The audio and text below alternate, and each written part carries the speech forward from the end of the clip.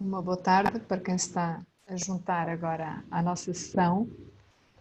A sala está a começar a ficar cheia. Vamos só aguardar que se junte mais gente nesta nossa sessão.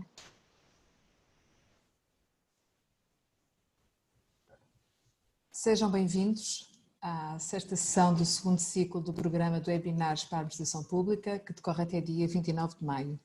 O tema de hoje é a experimentação e colaboração no contexto do trabalho à distância.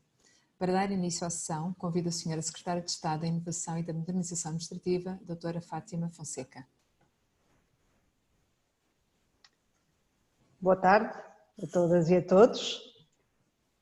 Estamos com muito gosto em mais uma das sessões deste ciclo de webinars organizado por uma vasta equipa, não só pelo INA, na verdade por uma vasta equipa de pessoas que ao longo dos últimos 2 meses têm colaborado num conjunto muito significativo de projetos que são relevantes para o funcionamento da administração pública, para que a administração pública não pare, para que continue on, para que continue a servir os cidadãos e as empresas, gerando as respostas que são necessárias para qualquer desafio. E o tema que nos traz aqui hoje, e é um tema que tem sido trabalhado a várias mãos, a várias cabeças, é o tema da experimentação e colaboração no contexto do trabalho à distância. Este tema foi trabalhado por um conjunto de pessoas de várias entidades e deu origem a uma ferramenta que é ela própria uma ferramenta experimental. Na verdade é uma provocação e é uma provocação naturalmente boa, positiva, porque vem desafiar todas e todos aqueles que querem experimentar, colaborar à distância, a melhorar esta ferramenta, a contribuir de forma colaborativa também para o desenvolvimento desta ferramenta. Eu não vou falar sobre a ferramenta, porque a equipa que está presente vai apresentá-la e discuti-la convosco.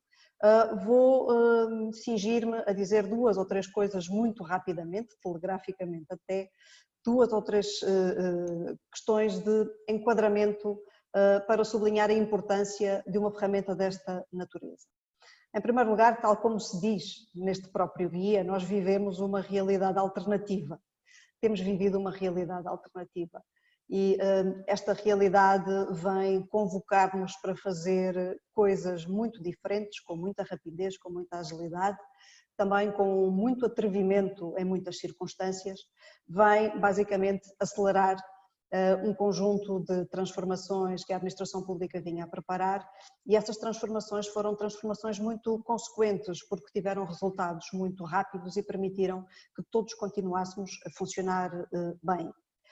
Ora, o facto de nós termos respondido a uma situação difícil provavelmente também se deveu ao facto de termos todos saído da nossa zona de conforto.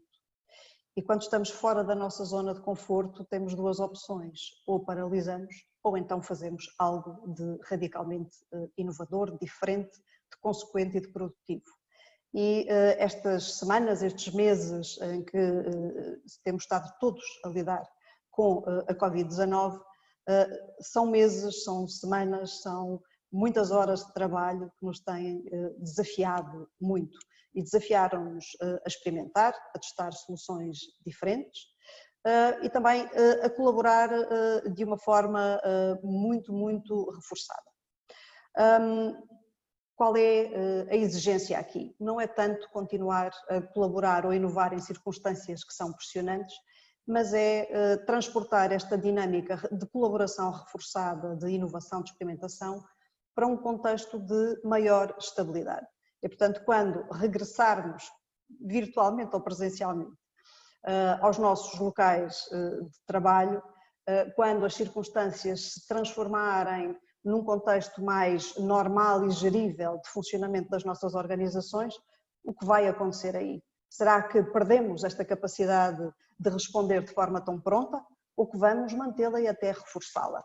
Bom, o nosso desafio e o nosso desejo é que continuemos a reforçá-la em conjunto, em colaboração, porque entendemos que o futuro é um futuro, de facto, sempre muito exigente, independentemente da natureza dos desafios, continuará a ser exigente. E a administração pública tem que estar preparada para funcionar fazendo os seus processos, realizando os seus processos, desenvolvendo as missões das suas organizações, sempre em resposta a desafios.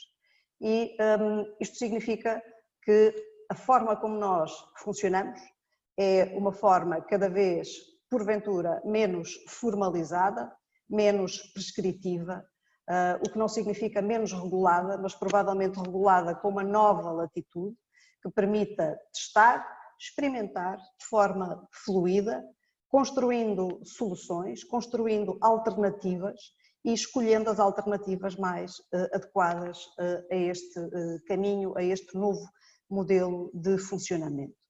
Com os olhos colocados neste futuro que já começou, o Governo e as organizações da administração pública e, sobretudo, as organizações desta área governativa e a nossa vastíssima rede de parceiros, já nos colocamos perante esse caminho, já nos posicionarmos da forma que consideramos certa, que é começar, desde já, a construir respostas, a desenhar modelos de colaboração reforçada. E no ecossistema de inovação da administração pública, porque é disso que também vamos falar hoje, neste ecossistema nós começamos já a posicionar as peças com uma nova dinâmica. Saiu na semana passada, foi publicado a semana passada, um despacho que vem renovar o mandato do sistema de incentivos à inovação na gestão pública, desta equipa de coordenação que é composta por um triunvirato da área governativa da modernização do Estado e da administração pública, a AMA, o INA, a DGAEP, a Direção-Geral da Administração e do Emprego Público, e este conjunto de entidades tem neste momento nas suas mãos a missão de avaliar como é que nós podemos, de forma mais eficaz, inovar mais. Inovar mais não porque é moda, mas porque precisamos inovar para manter esta capacidade de resposta pronta.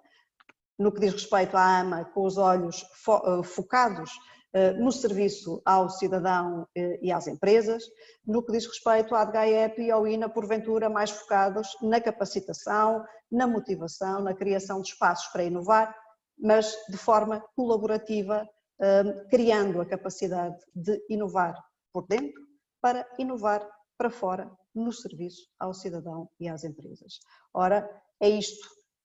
É esta a obrigação e o desafio que nos impomos a nós próprios e é com os olhos postos neste desafio que esta ferramenta também surge e deve ser melhorada por todas e por todos para poder servir este propósito comum de inovar para responder sempre com resposta pronta e adequada a qualquer desafio que se atravesse no nosso caminho.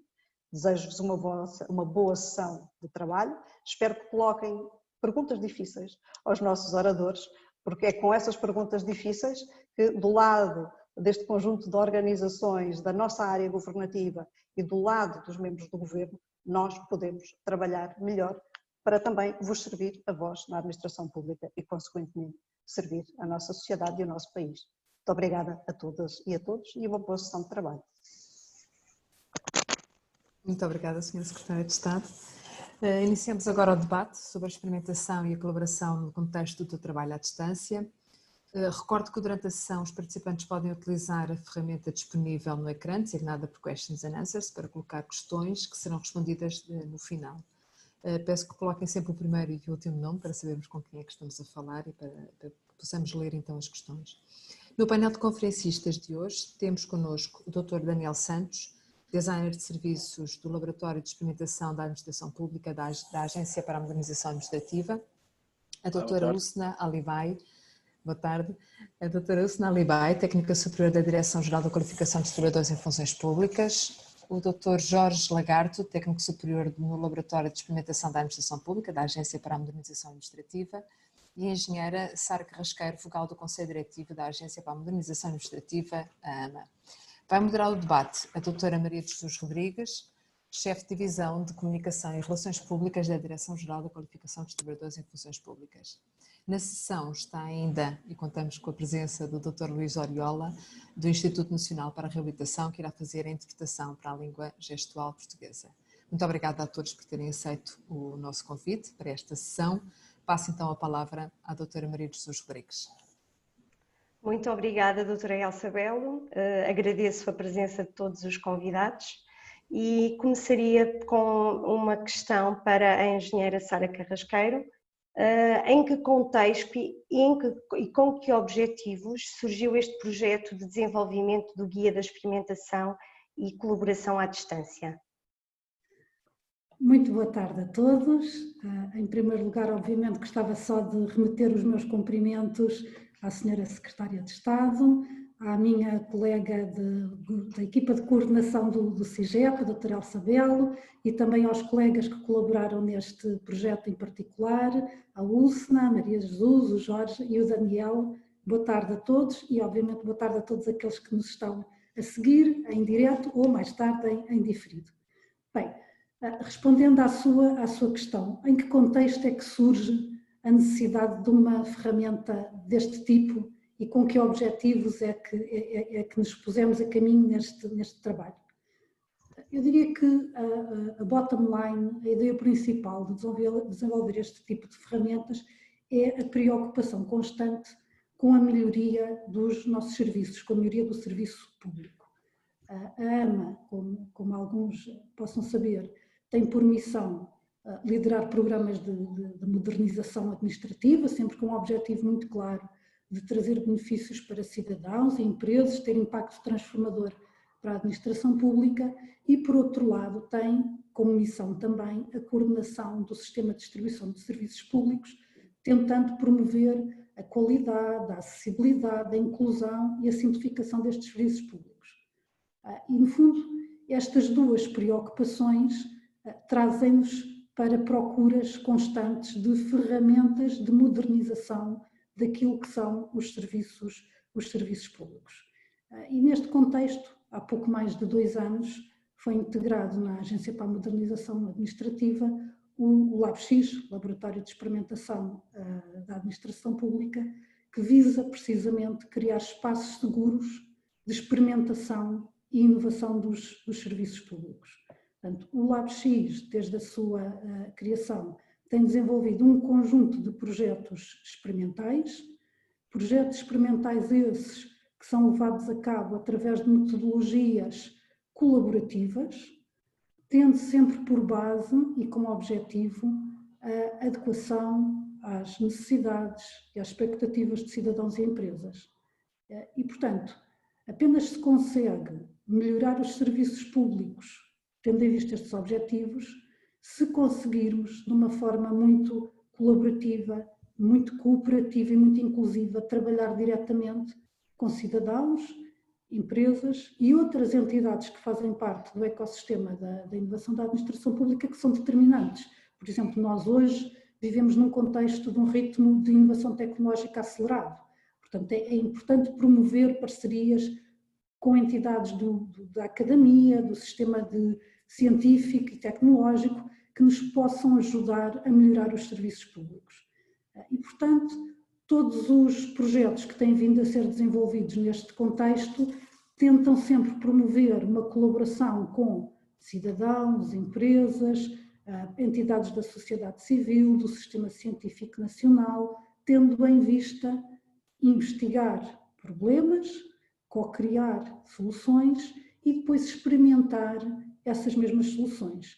Esta etapa da experimentação é muito importante, porque quando inovamos, falhamos. A inovação tem sempre um risco. Não é possível sabermos com exatidão, antes de começarmos estes projetos, quais são as reais necessidades e expectativas de cidadãos, quais são as melhores soluções, aquelas que funcionam melhor, e, portanto, nós temos que criar estas metodologias experimentais de prototipagem incremental, até termos a certeza qual é a melhor solução e então depois implementá-la a larga escala.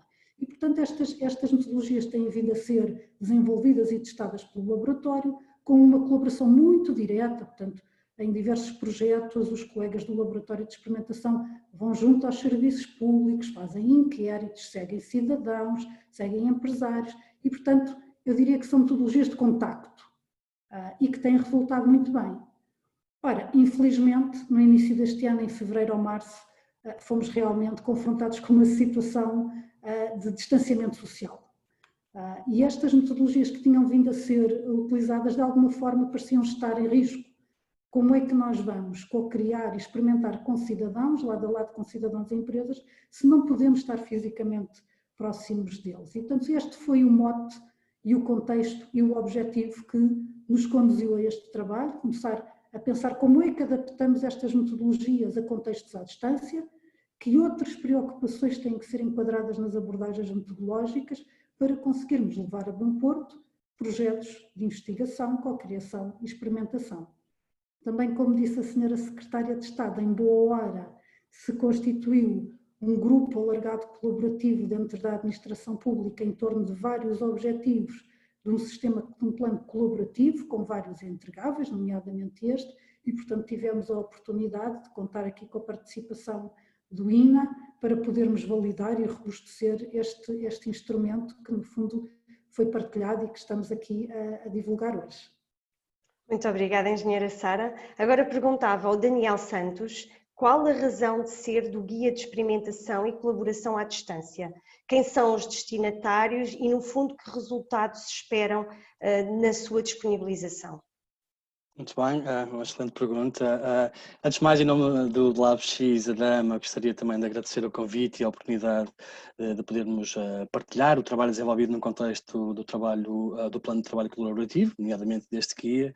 Gostaria igualmente também de saudar a Sra. Secretária de Estado, a Sara, a Ujna e o meu colega Jorge, também, já agora, a Elsa, da equipa de coordenação do Plano Colaborativo, e a Maria Jesus na moderação.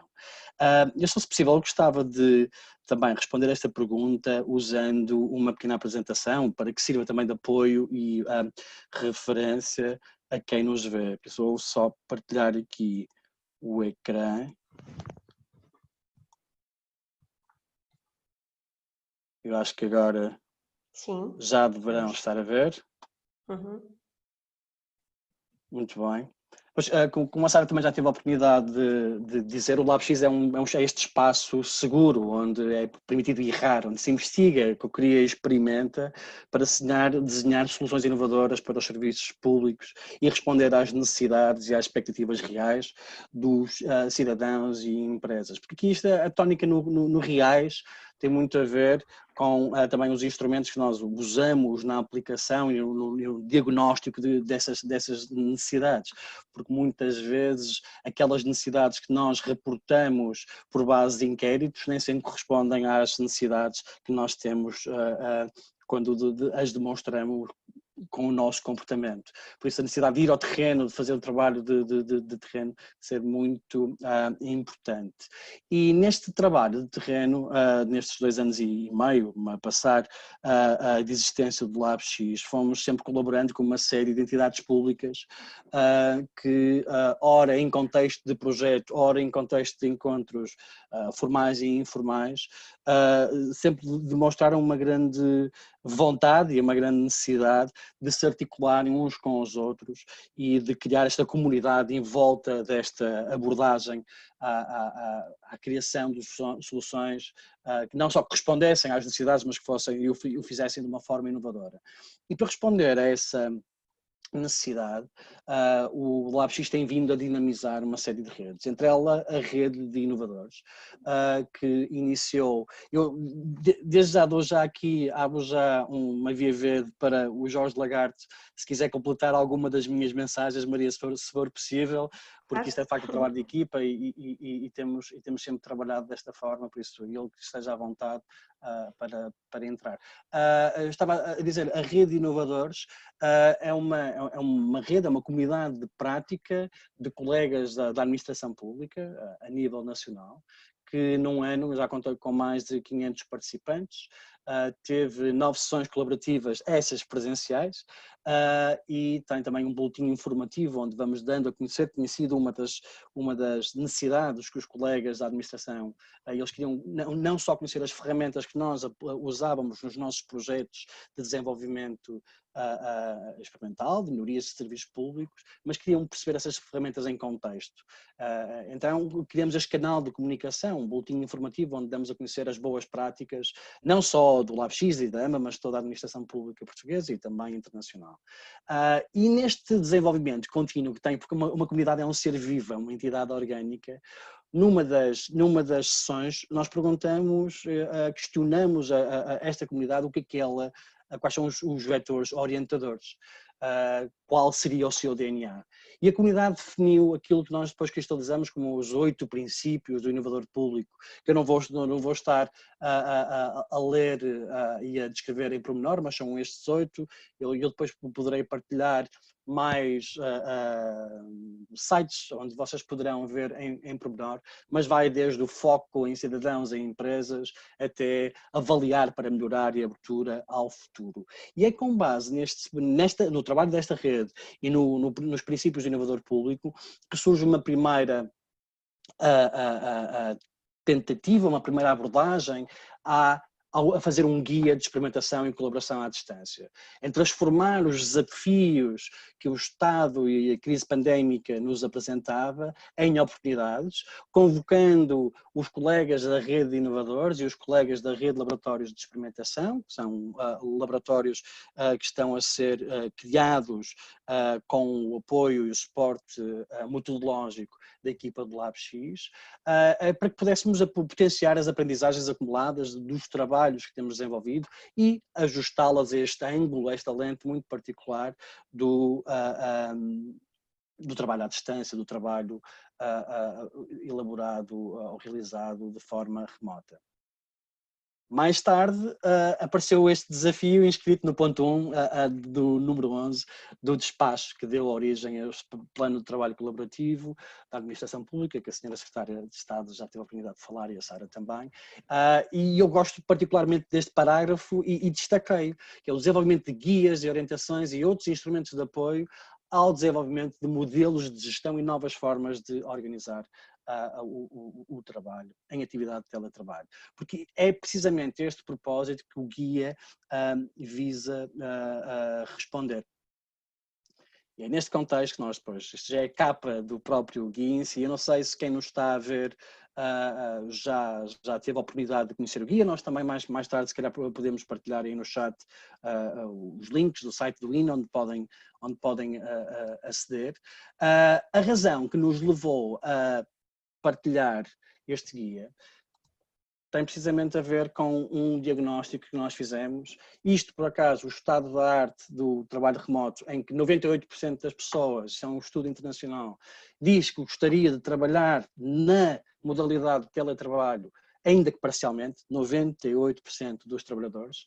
E depois nós fizemos um inquérito também bastante exaustivo com as mais 500 pessoas da rede de inovadores e dos quais 97,4% dos inquiridos já estavam a experimentar o regime de teletrabalho e eles apontaram como os principais desafios, quase 70%, a separação entre vida familiar, pessoal e profissional. Ser de facto o maior desafio, manter as fronteiras que antes da pandemia estavam porventura bastante cristalizadas e definidas e que de repente se misturam, e isto causa uma grande disrupção na forma como as pessoas abordam cada uma destas suas esferas da sua vida. Depois cerca de um terço passa de um sentimento de trabalhar em equipa, de trabalhar presencialmente com outras pessoas, para um sentimento de isolamento, e aponta isso como um grande desafio, a falta de feedback imediato, a falta de linguagem não verbal que tantas vezes nós comunicamos quando na presença de outrem.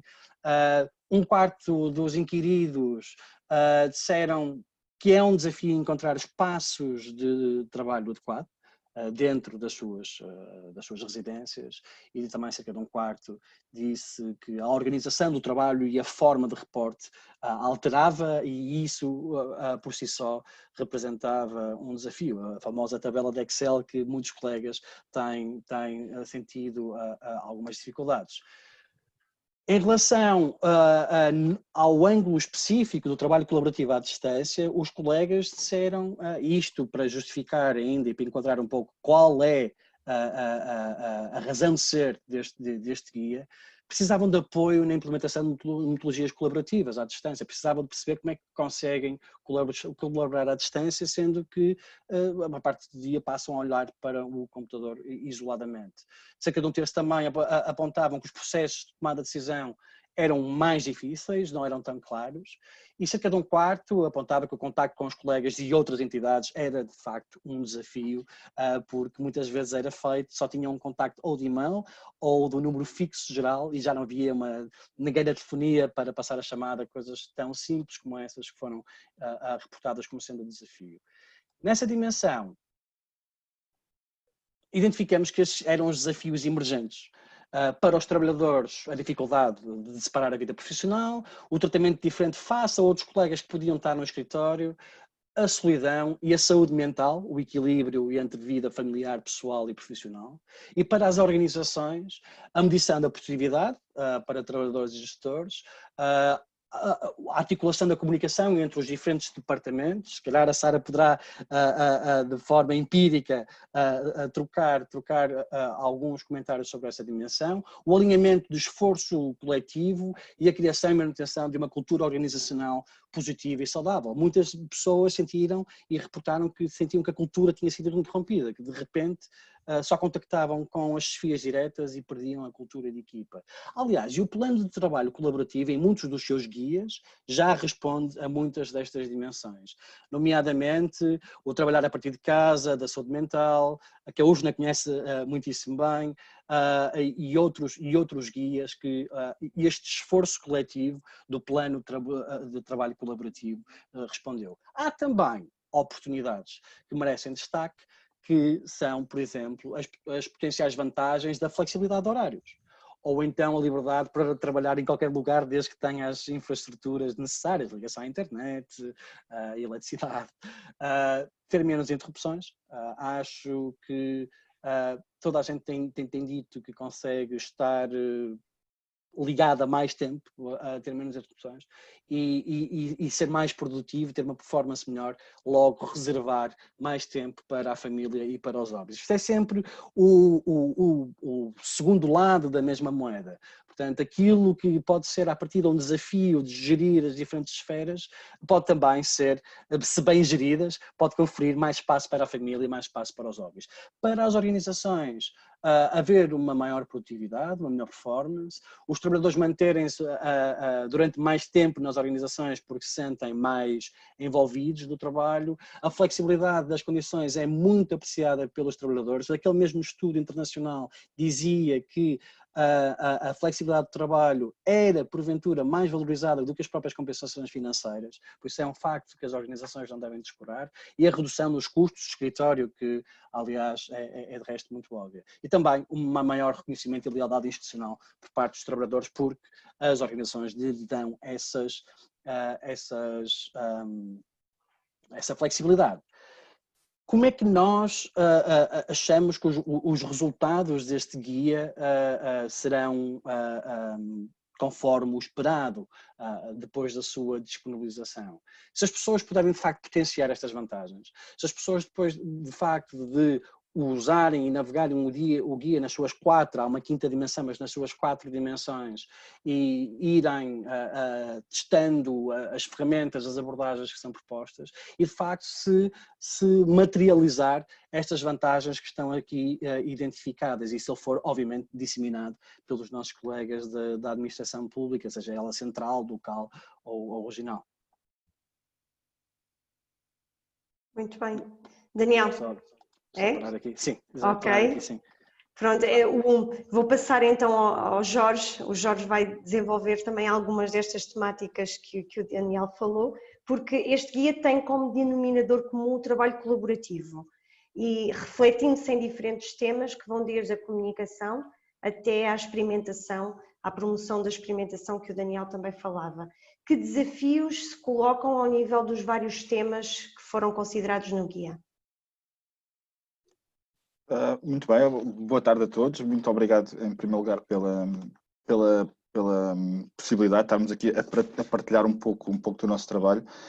Eu vou dar sequência à apresentação do que estávamos a fazer, julgo que já estará disponível. Sim, já é possível ver. Já estamos a ver. Portanto, todas estas 4 vertentes têm desafios, alguns muito específicos, outros transversais. O grande desafio, e eu falo pessoalmente, tem a ver muito com a conciliação. É transversal tanto à comunicação como a todo o trabalho e é a razão pela qual eu de vez em quando tenho que voltar a cabeça para o lado, ou pode acontecer que de repente a cadeira fique vazia. Isto de partilhar o trabalho colaborativo com 2 descendentes de 11 anos que estão neste momento também eles próprios numa videoconferência, ou com uma ascendente de 90, portanto estando sozinho a gerir todas estas situações, acho que é muito representativo dos problemas ou das dificuldades que nós temos no nosso dia-a-dia.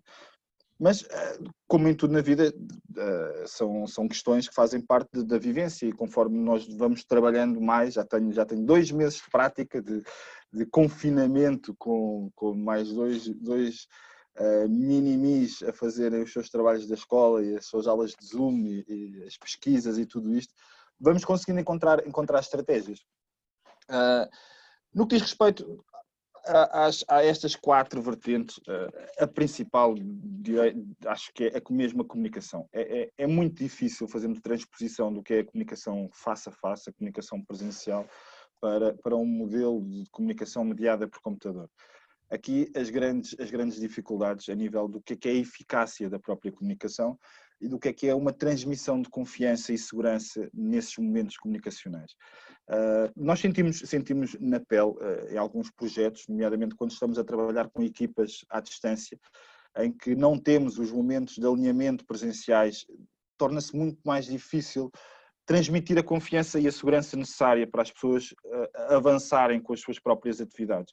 Quando estamos a trabalhar num âmbito, por exemplo, de uma mentoria, a acompanhar a implementação de projetos experimentais, em que nós somos algo que não é muita prática, não é prática muito comum, ou até agora não tem sido prática muito comum na administração, é normal que as equipas sentam alguma falta de confiança, alguma dificuldade na implementação, na ida ao terreno, na utilização das ferramentas.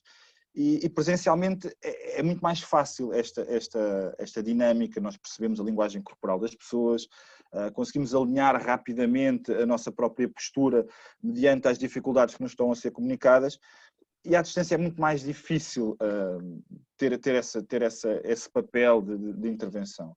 Aqui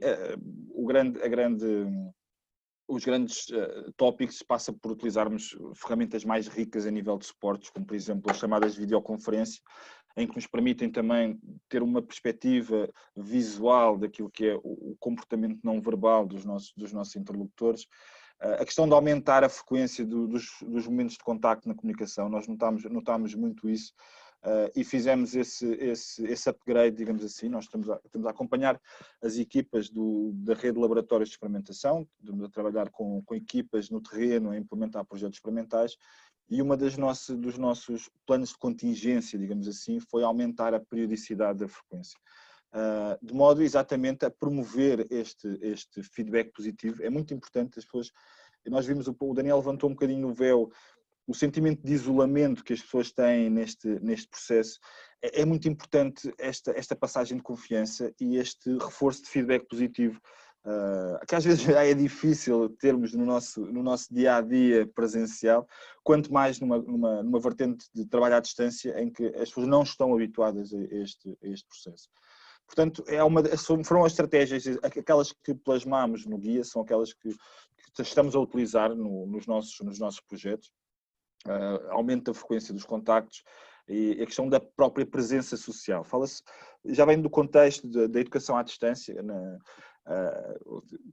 a importância de haver uma presença social nestes momentos, é mostrarmos que somos pessoas que estamos deste lado, que sentimos as mesmas dificuldades. Todos aqueles processos de empatia ajudam-nos a facilitar o processo comunicacional. Em relação à organização e à gestão de projeto, temos também outras dificuldades. Foram-nos mencionadas no questionário que lançámos à rede. O Daniel também já falou um pouco. A questão da liderança nestes períodos é uma gestão complicada. Tem que ser uma liderança dirigida, tem que ser uma liderança adaptada ao contexto. Aqui também é muito interessante vermos as perspectivas de alinhamento que não o sendo foram. Por exemplo, nós temos os programas de formação do INA sobre liderança que certamente estarão agora a compensar, digamos assim, estas novas necessidades, dada o novo contexto que estamos a viver. E aqui há problemas que passam desde a utilização da tecnologia. As equipas não estavam habituadas a usar, por exemplo, ferramentas como o Trello ou o Planner, que agora muitos estão a começar a usar, que vem no pacote do Microsoft Teams, ferramentas de gestão de projeto, que é preciso ter já algum know-how e alguma prática para que elas funcionem bem à distância. Portanto, aqui é fundamental a escolha de ferramentas mais indicadas para fazer esta monitorização e este tracking do trabalho.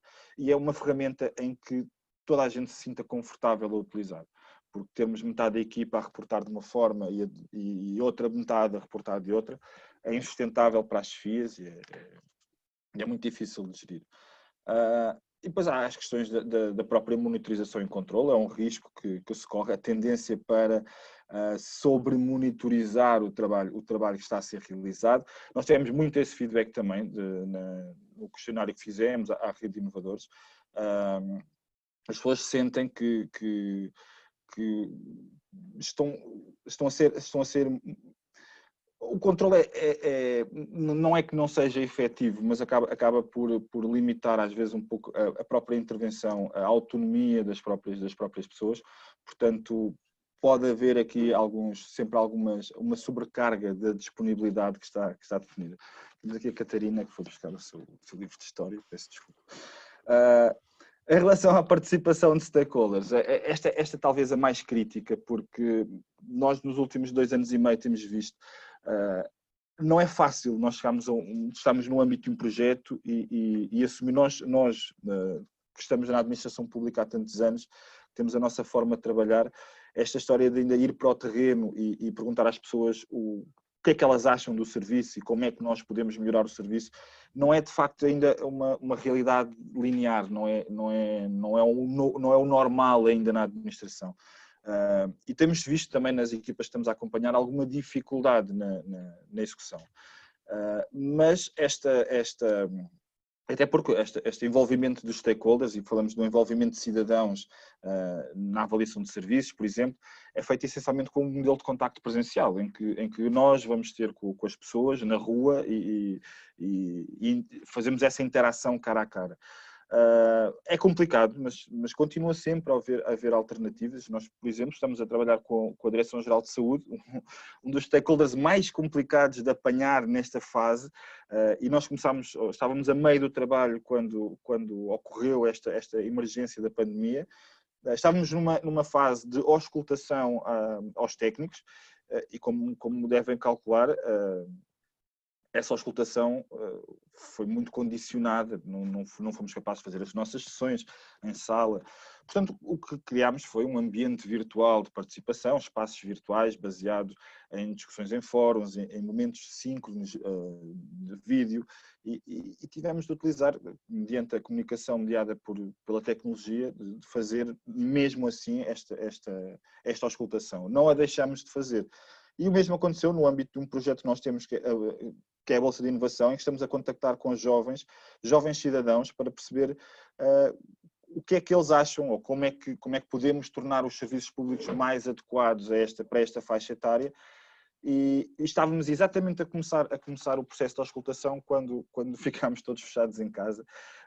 Mesmo assim, conseguimos promover 30 entrevistas virtuais, portanto, usando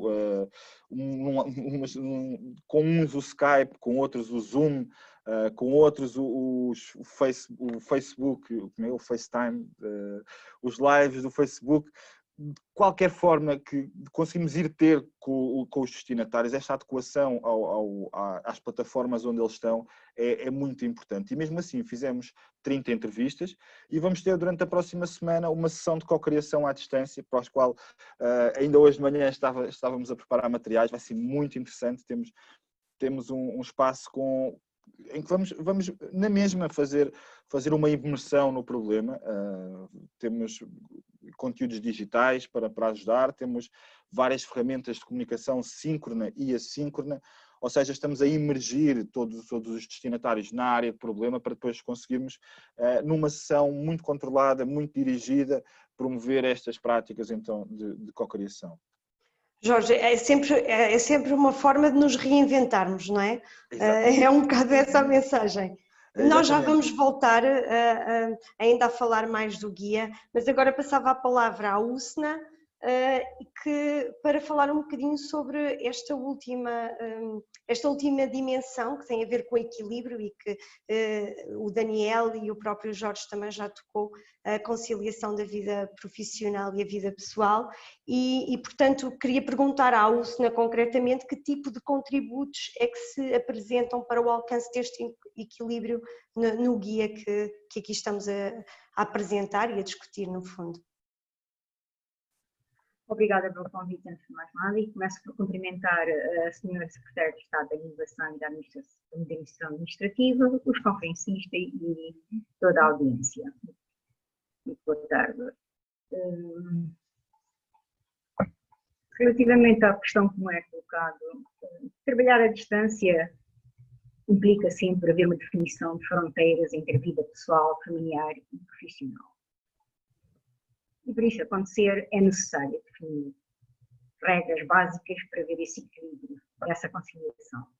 Não podemos esquecer que estar em casa estamos sujeitos a vários estímulos externos que podem resultar em distrações.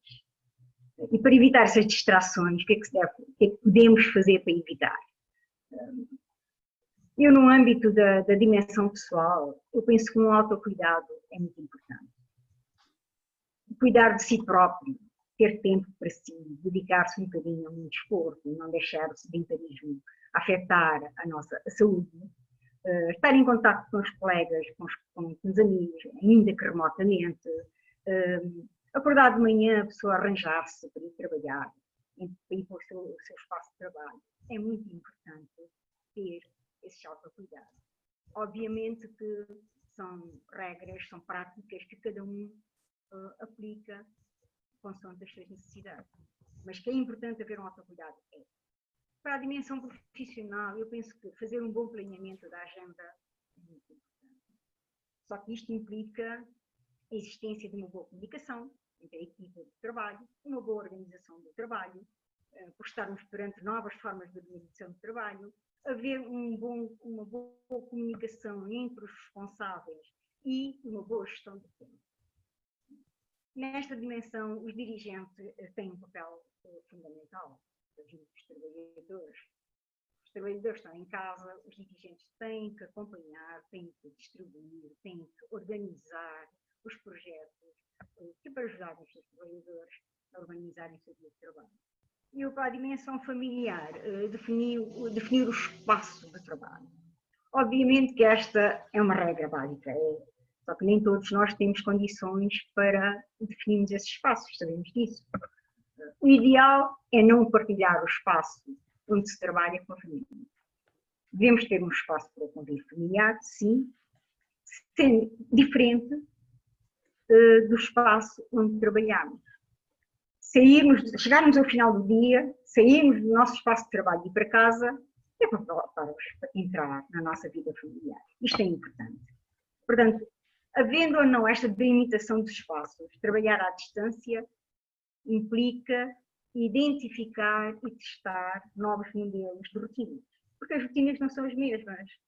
Trabalharmos a partir de casa, as novas rotinas impõem-se. Tem que haver novas rotinas. Nós temos que criar novos hábitos, sempre com base nestas regras. É verdade que nunca houve esta necessidade, mas a situação é diferente. Há muito para se dizer sobre este tema, mas o tempo penso que foge, não é? Já estou a olhar para a roda. Não, vamos para uma segunda ronda. Pois, para haver equilíbrio é necessário identificar as rotinas, estabelecer limites físicos, relacionais e de horários, planear com antecedência as atividades do dia a dia, incluindo esta vida pessoal. Este pode ser um caminho para realizar as tarefas e evitar a ansiedade. Porque a ansiedade muitas das vezes é o grande problema das pessoas, não conseguirem separar os espaços, não conseguirem delimitar os espaços, isso cria muita ansiedade. Também não queria deixar de dizer que o trabalho colaborativo à distância só por si é uma experimentação. E para conciliar a vida pessoal, profissional e familiar, para fazermos este trabalho, foi necessário adaptarmos, e todos nós que trabalhamos neste projeto tivemos que nos adaptar a novas rotinas e criar novas rotinas. Muito obrigada. Muito obrigada, Usna. E agora faria mais uma ronda de questões e a Sara Carrasqueiro perguntaria mais numa perspectiva já de futuro. O que esperar do futuro? Que impactos gostaria que se verificassem? Muito obrigada. Bem, em primeiro lugar, o que eu espero do futuro deste trabalho é, à partida, e o primeiro passo é descarreguem. Descarreguem o guia, leiam o guia, analisem o guia, porque no fundo, se isto não acontecer, bem, enfim, o trabalho não teve sucesso. O sucesso desta iniciativa e de todos estes guias que a administração pública está a desenvolver de forma colaborativa é para que depois todos os colegas possam lê-los e analisá-los e, no fundo, conseguirem, de alguma forma, mudar a sua cultura, o seu conhecimento. Portanto, esse seria o meu primeiro desejo. E vou ser muito breve, porque eu sei que já estamos um bocadinho. Segundo, questionem, critiquem, testem o guia. O guia, como a senhora Secretária de Estado disse na abertura, é ele próprio uma experiência, uma iteração. Tudo aquilo que desenvolvemos nunca está pronto. É sempre possível melhorar, há sempre contextos diferentes que precisamos adequar.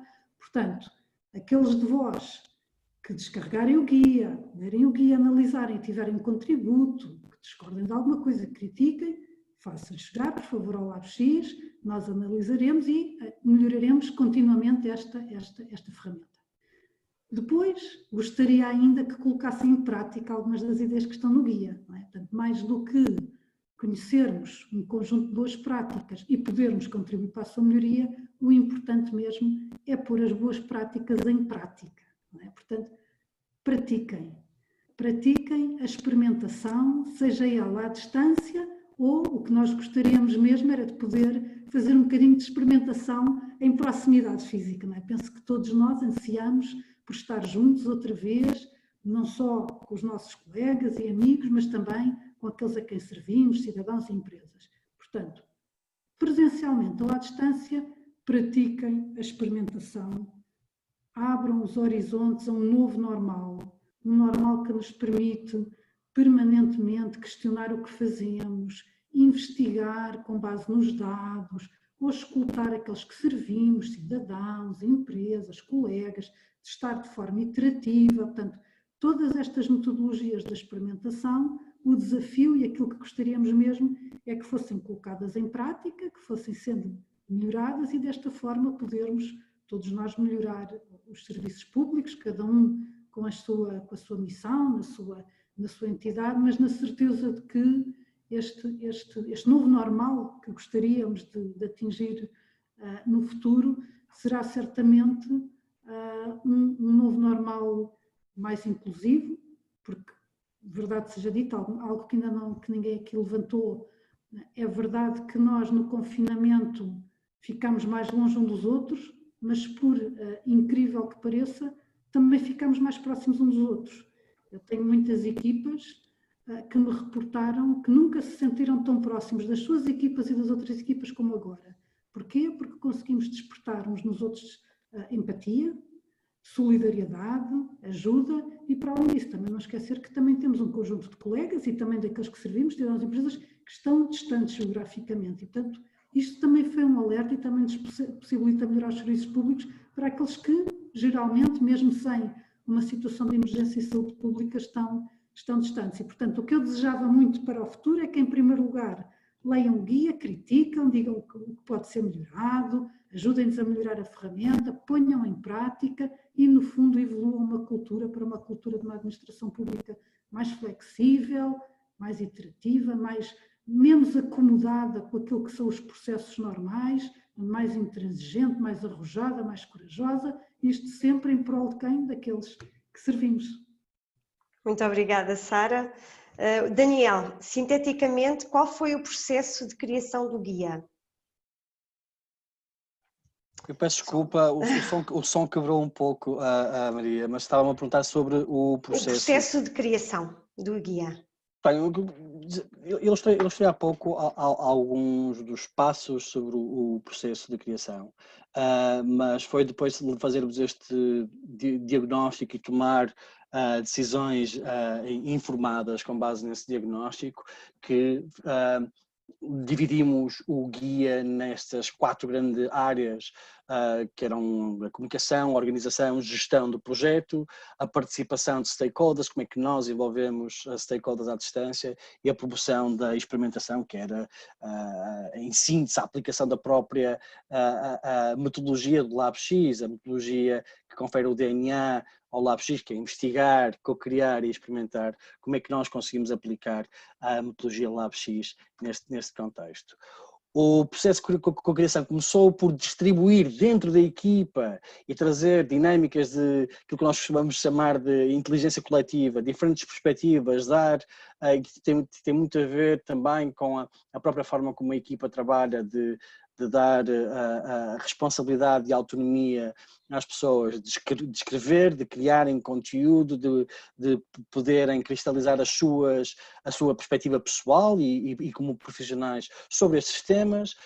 Dizer, por exemplo, que sobre a comunicação dividimos-la em 2 grandes eixos, a comunicação interna e a comunicação externa, porque embora elas caiam no grande saco da comunicação, há uma grande ambiguidade entre as duas, e é possível, por exemplo, criar orientações para que uma organização ou uma equipa consiga navegar essa ambiguidade, em que damos também indicações de como é que se pode reduzir as falhas de comunicação. Nós comunicamos, ou muito daquilo que nós aprendemos na comunicação não se resume só às palavras escutadas, mas há uma dimensão muito forte relacionada com a parte comportamental, que é a linguagem não verbal, e uma das recomendações muito práticas que nós damos no guia: por favor, substituam os longos e-mails por conversas, por videoconferências, vejam os vossos colegas mais, e se calhar isso é interessante porque liga provavelmente à ideia que a Sara estava a falar, de algumas equipas dentro da AMA se sentirem mais próximas umas das outras, porque têm se calhar comunicado com maior assiduidade, precisamente para compensar esse isolamento que a condição lhe está a trazer. Numa outra secção, para me alongar, também para não ser em relação à própria gestão de reuniões à distância, uma certa etiqueta. Quantos de nós já tivemos em reuniões à distância que todos falam ao mesmo tempo e ninguém se entende? Há etiquetas de linguagem gestual, e isto, claro que aqui o Luís Oriola está a fazer exatamente os mesmos gestos, deve ser dos poucos momentos em que o tradutor de linguagem gestual faz exatamente os mesmos momentos de alguém que está a falar. Foi muito interessante, vou lembrar este momento, mas e uma certa etiqueta para criar essa cultura também de como é que se comunica nesses canais. É diferente, mas tem coisas que são melhores, tem aspectos que são melhores, tem outros aspectos que são piores. Mais para a frente, a parte da participação dos stakeholders, nós podemos, a nível de envolvimento, claro que a presença de pessoas na mesma sala consegue proporcionar níveis de envolvimento muito mais imediatos e muito mais intensos, mas nós conseguimos, se calhar, usando as tecnologias digitais, a filtrar temas, atingir uma escala muito maior, conseguirmos elencar dados e tirar dados muito mais rapidamente, que presencialmente não conseguiríamos. Provavelmente depois de uma sessão presencial teríamos que recorrer a métodos de documentação, vídeo, áudio, fazer a análise, fazer a transcrição muito mais demorados, enquanto se fizermos a participação usando os canais digitais, esse registro fica logo simplifica. E simplifica. E para terminar, a nível da experimentação, e das dimensões da promoção da experimentação, eu vou mesmo focar na parte aqui da experimentação, porque há 5 níveis onde a experimentação pode acontecer. Nós tínhamos aqui, com muito gosto, a Sra. Secretária de Estado a abrir a sessão, e de certeza que pela a postura que tem tido, pela mensagem que tem enviado, que ao nível das políticas públicas, que a Sra. Secretária de Estado estará aberta a fazer experimentação. A AMA e o LabX fizeram no passado, usando ciências comportamentais aplicadas a políticas públicas. O objetivo foi, por exemplo, juntar diversos dirigentes e altos funcionários públicos para aprender sobre behavioral insights e como identificar oportunidades para aplicar políticas públicas em Portugal. Ou então, a nível das organizações, onde o INA, volto a falar do curso de liderança do INA, porque tem também essa dimensão sobre como aplicar novos modelos de estruturação de equipa, novas formas de trabalhar. Nós próprios na AMA temos um projeto interno, muito prosaicamente lhe chamamos Panorama, onde o objetivo é ouvir e envolver os colaboradores para construir uma organização que seja mais participada, mais colaborativa e que haja de facto as decisões. E eu não conheço nenhum executivo, e está aqui a Sara, que prefira tomar decisões ou por instinto ou decisões informadas em dados. Exatamente. Claro que há sempre uma parte nos líderes e na liderança que é muito instintiva, mas se esse instinto for ancorado por dados empíricos, as decisões serão tomadas com um nível de confiança muito, muito maior. Ou então num terceiro nível, o nível dos serviços, que o Jorge também já falou há pouco, em relação à experimentação que fazemos, ou ao nível dos produtos. Por exemplo, o site que a Elsa colocou agora ou há pouco no chat,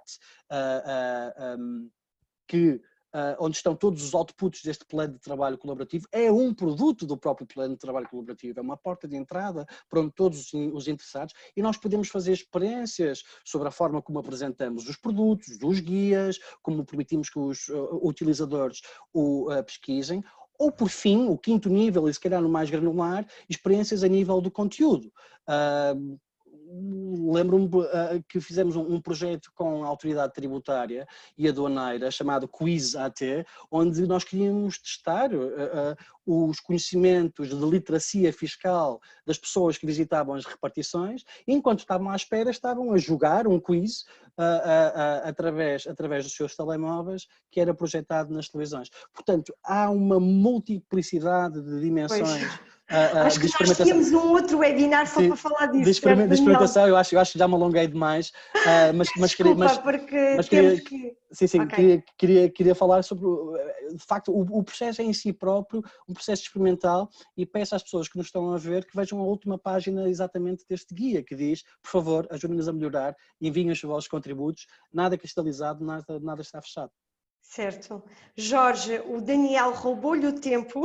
Peço desculpa, Jorge. Eu peço muito sinteticamente se tem mais alguma ferramenta que possa acrescentar e que este guia disponibiliza para promover futuramente o trabalho colaborativo. Muito sinteticamente, está bem? Estamos mesmo a terminar. Muito sinteticamente. Eu acho que essencialmente é uma questão de comunicação. Nós estamos todos afastados, sentimos-nos isolados, estamos ou só com as crianças ou mesmo até sozinhos em casa, e parte muito da comunicação. A comunicação é fundamental, mas não resulta nos e-mails formais que nós estamos habituados, que tanto temos na nossa administração pública. Tem que haver uma comunicação mais aberta, mais informal, mais próxima das pessoas. De modo a que nós nos sintamos todos envolvidos, motivados para o desempenho das funções. E isto funciona muito no presencial também. O problema é que estes sentimentos mais negativos são muito potenciados pela distância, daí um reforço muito específico para estas áreas da comunicação e o acompanhamento das pessoas que estão em casa a trabalhar. Muito bem. Jorge, muito obrigada. Usna, em termos de oportunidades e tendências futuras, também lhe peço muito resumidamente o que é que nós podemos recomendar em termos de trabalho à distância sobre estas temáticas. Estamos sem som, não conseguimos ouvir. Usna? Sim. Ok, obrigada. Eu ia para ativar, mas ok. Rapidamente eu destaco 3 oportunidades do trabalho à distância. A primeira oportunidade que o Daniel já referiu como vantagem, que é a flexibilização de horários. porque em termos de flexibilidade temos tempo para a família, para nós próprios e para o trabalho. A segunda oportunidade que era contactar com os meus colegas da administração pública. Foi muito gratificante e foi uma grande oportunidade de conseguirmos falar com as pessoas sem barreiras hierárquicas, não é? Porque todos ali estávamos a trabalhar para o mesmo fim e não havia esta barreira que foi fantástica. A terceira oportunidade, penso que é uma oportunidade para desenvolver mais competências digitais. E porquê? Porque para usar as diversas plataformas foi necessário instalarmos, estudarmos como é que a plataforma trabalha, sem recorrermos colega da informática do gabinete ao lado, certo? Portanto, eu penso que ganhamos também com isto novas competências digitais. Sem dúvida. Quanto às tendências futuras no trabalho à distância, eu aqui refiro o que eu gostaria que acontecesse para o bem da administração pública, face ao trabalho desenvolvido nestes meses de confinamento. Portanto, a administração pública, no geral, deu uma resposta muito positiva a trabalhar a partir de casa. Se conseguirmos conciliar a vida profissional, pessoal e familiar com base na experiência vivida, parece-me que a tendência será a adoção de trabalhar a partir de casa. Muito bem. Esta tendência a ser concretizada será com uma decisão consciente. Deixe-me só dizer isto. Isto porquê? Porque já temos uma experiência, já sabemos porquê que estamos a optar por esta modalidade, sabemos, porque já vivemos essa experiência. Não é ninguém que nos obriga, é uma coisa voluntária, uma coisa por opção, porque somos detentores da informação experienciada real do que é trabalhar a partir de casa. E queria terminar aqui a minha intervenção com uma frase que está no guia. A experimentação deve ser das abordagens mais eficientes para inovar com sucesso. Muito obrigada. Muito bem. Terminamos muito bem. Elsa, nós julgo que as questões que foram colocadas também foram respondidas de alguma forma pelos nossos convidados, certo? Certo. Alguma que queiras, sim. Só duas questões, uma muito dirigida ao LabX, de que forma podemos fazer chegar as propostas, ou seja, face ao guia, né? De que forma podemos fazer chegar propostas, comentários acerca do guia ou outros, ou seja, a forma de comunicação para o LabX. Há aqui muitas questões sobre a forma de contacto dirigida a vocês. Esta questão é colocada pela Madalena Carreira. Da Cecília Ramos, que nos coloca também a questão de perguntar então o que é que vai mudar com a experimentação e a colaboração no contexto do trabalho à distância. E acho que assim terminamos aqui com este painel de perguntas. Okay. Sim? Por acaso o Daniel até já escreveu no... Sim. Já. Sim, eu fui colocando algumas coisas no... Sim, o contacto também, as pessoas que se quiserem ligar à rede de inovadores e ajudar-nos nesta emissão. E depois também alguns artigos daquilo que nós fomos falando a miúdo, estão todos aí em uma porta de entrada, e também o e-mail naturalmente como contacto preferencial. Não sei, pelo menos a primeira pergunta já está respondida. Certo. Em relação à segunda pergunta, Sara, quer terminar respondendo à questão? Bem, a pergunta é o que é que vai mudar na experimentação neste contexto à distância, era isso? Exato, sim. Bem, eu acho que já fomos respondendo ao longo do tempo. No fundo, procuramos adaptar metodologias, utilizar novas ferramentas. Perdemos alguma coisa, perdemos se calhar um contacto mais próximo físico e humano e eventualmente talvez não consigamos envolver toda a panóplia de cidadãos, porque há ainda alguma franja de cidadãos e empresas info-excluídos e portanto temos muita dificuldade nos nossos modelos experimentais em poder envolver esses, mas também ganhamos muito, não é? Como o Daniel disse, ganhamos flexibilidade, rapidez nas análises, conseguimos alargar e também, como disse a Usna, alargar a nossa base de amostra, alargar as equipas com que colaboramos, não só alargando, como a Usna falou, no contexto das barreiras hierárquicas, que se esbatem nestes modelos, mas também geográficas, não é? Quando nós fazíamos cocriação, investigação e experimentação in loco, presencialmente, íamos, não é? Às vezes até de forma itinerante, a vários pontos, as várias juntas de freguesias ou vários serviços públicos. Assim nós podemos contactar com qualquer pessoa, não é? Utilizando estas ferramentas à distância. Portanto, eu diria que mudam algumas coisas do como, mas não mudou o porquê. Portanto, o objetivo da experimentação e da melhoria contínua é mesmo podermos ir adaptando os nossos serviços, a nossa cultura, a nossa forma de estar a uma sociedade que vai evoluindo e que vai exigindo cada vez mais de todos nós. E, portanto, é isso. É a esses desafios que queremos responder, melhorar os serviços públicos. Sim, e no fundo adaptando-nos sempre aos desafios que se colocam em estes contextos que não estamos à espera, mas que certamente conseguimos superá-los. Eu agradeço imenso a presença de todos e por terem aceito o nosso convite, e agora passaria a palavra à Elsa Belo para fazer o encerramento do webinar de hoje. Então, antes de encerrarmos, pedimos a vossa apreciação sobre esta videoconferência, para este inquérito que isso surgirá no vosso ecrã. Damos então por encerrada a sessão sobre a experimentação e colaboração no contexto do trabalho à distância. Relembrar que enviaremos os certificados por e-mail a todos os participantes e que a gravação desta sessão será disponibilizada no canal do YouTube do INA. O próximo webinar realiza-se amanhã, dia 26 de maio, às 15 horas, sobre o tema Comunicação Interna nas Entidades Públicas. Agradeço a todos a vossa presença, em especial aos nossos conferencistas que exploraram então o tema da experimentação e colaboração no contexto do trabalho à distância. Desejar uma boa tarde a todos e até uma próxima sessão. Uma boa tarde. Obrigado. Muito obrigado a todos. Obrigada, boa tarde. Obrigado, boa tarde.